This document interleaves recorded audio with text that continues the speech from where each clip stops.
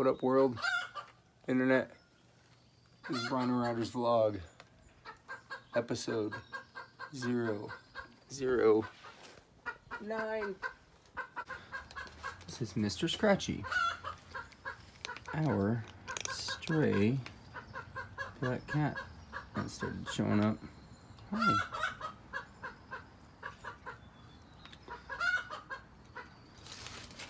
Glenda is not a fan of Mr. Scratchy. Glenda's the one right there with no hair on her neck. That's Calicia or whatever. Her daughter. Glenda's not happy when Mr. Scratchy shows up. It's okay. I love you, Mr. Scratchy. Well, love's pretty strong. I'm not sure I'm fully capable of loving an animal anymore. Mr. Scratchy likes to mess with the chickens.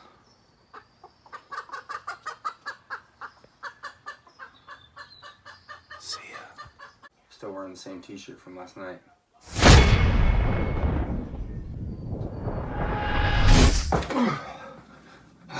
Let's go. All right. I'm about to head out. Rain this morning, sunny and clear now. Gonna go down to Redondo, pick up Josh again, go back to the office, and record at least one more episode. I'd like to squeeze in two.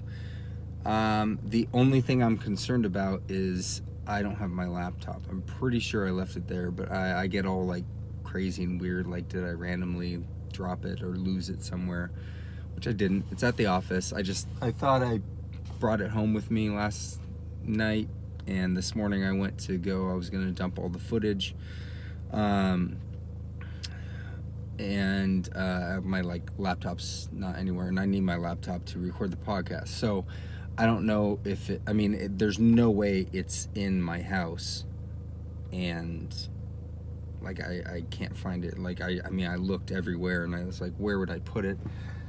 And then I distinctly remember like just not feeling it and not carrying it, and so I'm pretty sure it's at the office. But if it's not, then we're not going to record a podcast today, and it'll kind of be a waste of time, but that's okay, because I can always find something else to do or work on.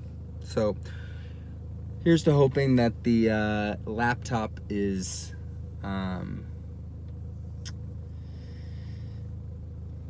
at the office. But I just realized if not,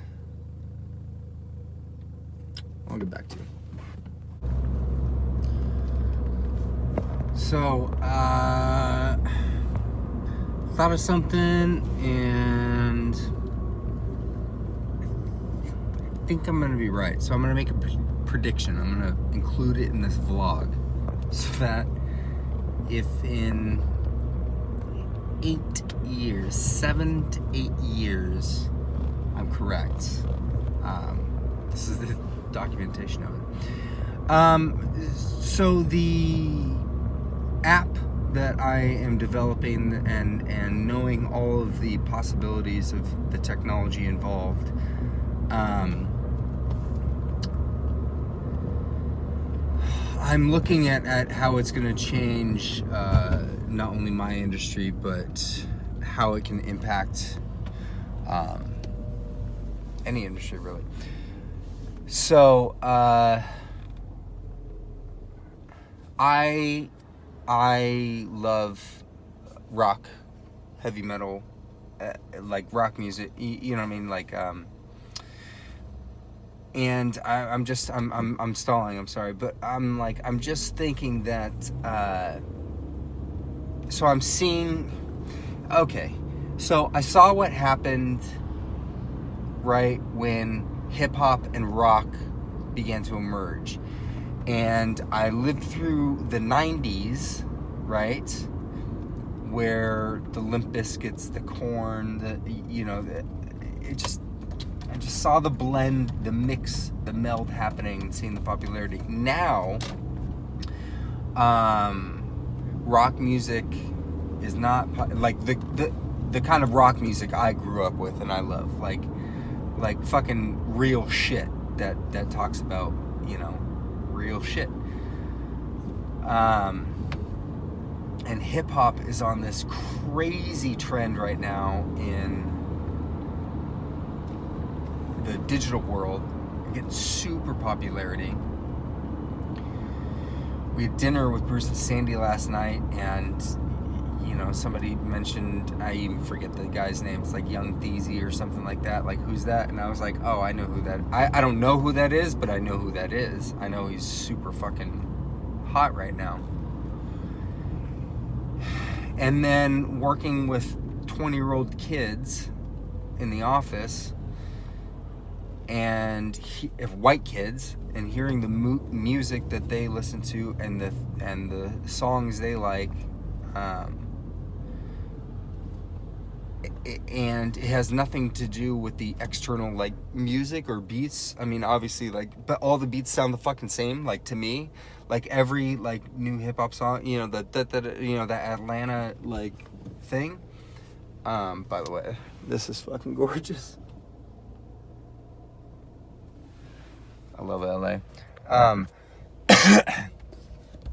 So that, you know, what's popping right now in hip hop and how it's like blending into like mainstream culture.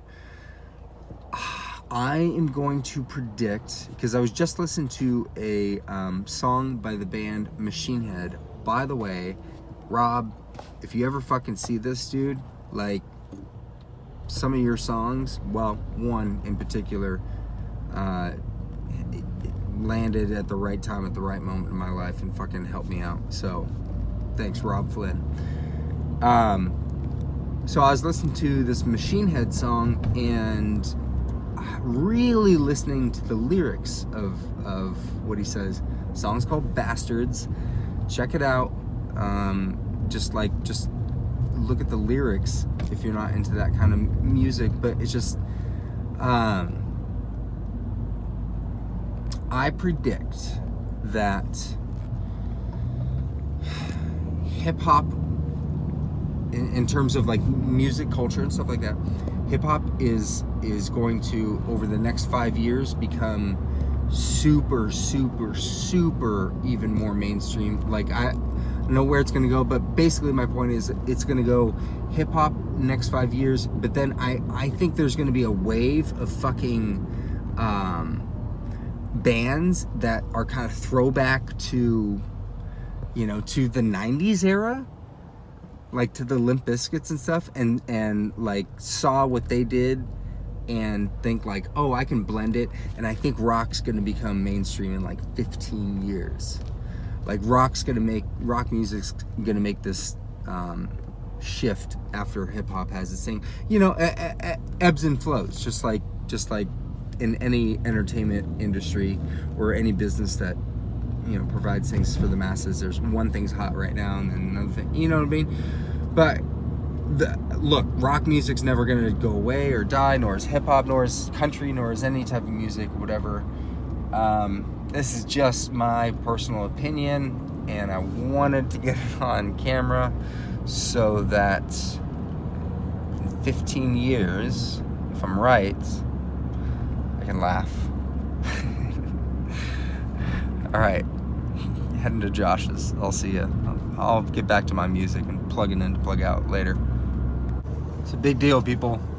It's the first time I'm like down in Redondo. I know where I'm going. I need 2 more turns.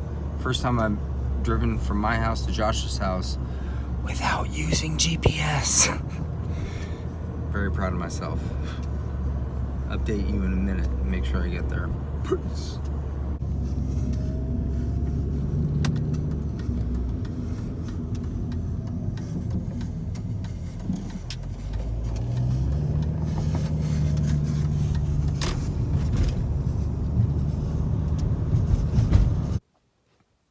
Guess what? I did it!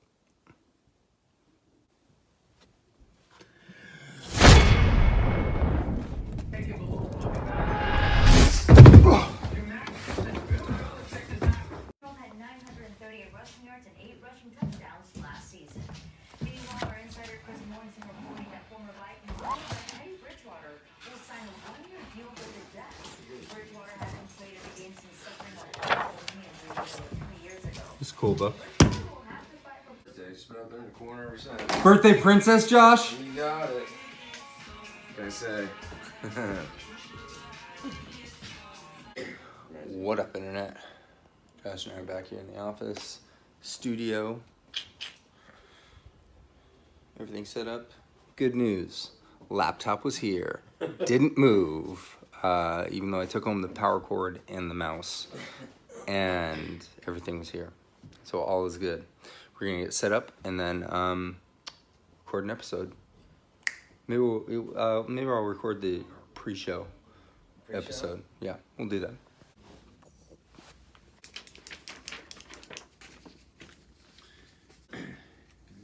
And then I think more than the Hollywood curtain, like when I say, because I've already said and been on video and stuff saying like I want to like destroy Hollywood. So I think instead of like the Hollywood curtain, I think I should explain what I mean by when I say I want to destroy Hollywood. Yeah, you can't really assume that everybody knows what they're, you know. Because they're gonna be like, what? Plus, you'll sound more like a fanatic.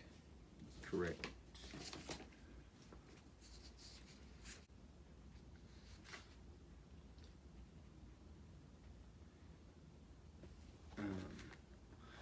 No, better for this a time lapse. In Ollie's world. Alright. 4 o'clock, so it's my time now. Hey. If life is an oyster, then pearls abound.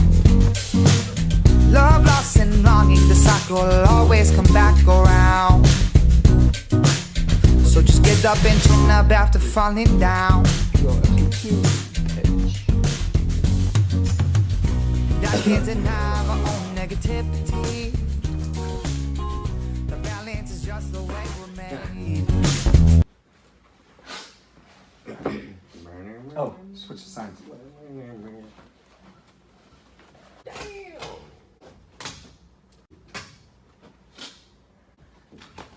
And 4.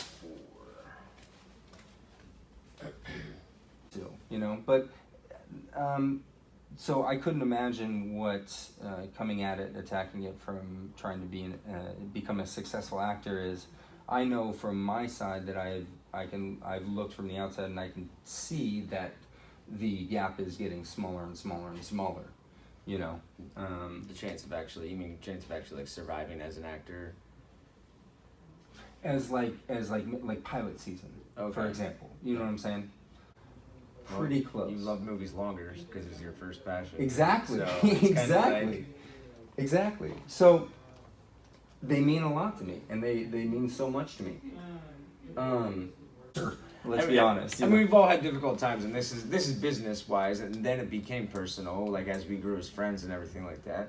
But it's literally one of the hardest times of my life, especially the 9 years I've been out here, because when you're just doing the acting thing and auditioning and going on it, at least you know it's clear cut.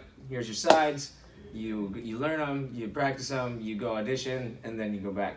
This was, like you said, you wake up, you were working. You know, you're in the middle of the day, And it's like, what do I do? Yeah, I'd be like, produce, Josh. You'd be like, let me go read a book. By the way, that's actually an interesting thing. Let's talk about that for a second. There is no school on how to produce. Yeah. So if someone tells you they know exactly how to produce, odds are they ran their head into a wall 20 times and then were like, oh, this way went way better. Because we just, from people we knew, reached out, and kind of everything we learned was like going to Sundance and learning as we go. I have an episode outlined that I'm going to talk specifically about produce. And look, I'm a hell of a fucking producer. I know that. You know what I mean? I think anybody can attest to that. That's ever worked with me and stuff like that. My IMDb doesn't mean shit.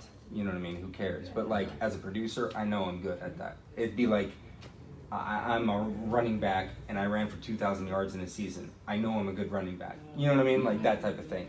Laptop's 5 years old. You know what I mean? Like I'm not on the cutting edge, people, in terms of technology. I just fucking do. I just get whatever, you know what I mean? Like, and just do. My level of quality isn't you know, that's not where my head at first goes. Like, oh, we got to shoot 4K, blah, blah, blah. Like, I don't know, whatever, dude. Like you know what I mean? Like, let's just go fucking do it. So like I was getting fooled because like in my head I was like they know more about making movies than I do. And then all of a sudden, like after a lightning bolt, I was like, wait a second. They know jack shit about filmmaking. Jack shit, like nothing, zero, nothing, like nothing. They can rattle off all the specs of that camera, but sure, but they know nothing about how like what it means. Like I want to start I want come in. I want to build like a year-long internship of like, you know, you do like 3-4 short film, you know what I mean? But you got to raise the money. You got to fucking, you know what I mean? Yeah. Like, and guess what? Your first one you get $0. Zero. Your next one you get 100. You know what I mean? Your third one you get 500. Like, you got to fucking prove. You know what I mean? And they might get to the first and second and third one. It's like, oh, it's too, you know, because now it needs to be 15 minutes long instead of 5 or 10. And they'd be like, oh, it's too hard. Like, what am I gonna do? You know, like, sorry, but if you do all that and you prove, you know what I mean, and you're still there and your shit's good, then I'll fucking make your help you make a feature-length movie. Anybody can make a movie with $200 million in their pocket. It's not too hard when you can hire an entire crew behind you.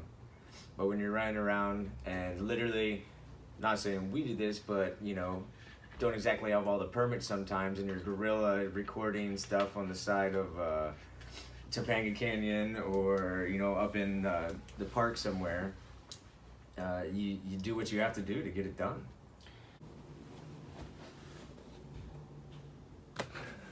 Just finished taping the episode 2. It's pretty cool. Josh going to piss. I think the office is empty. 2:20.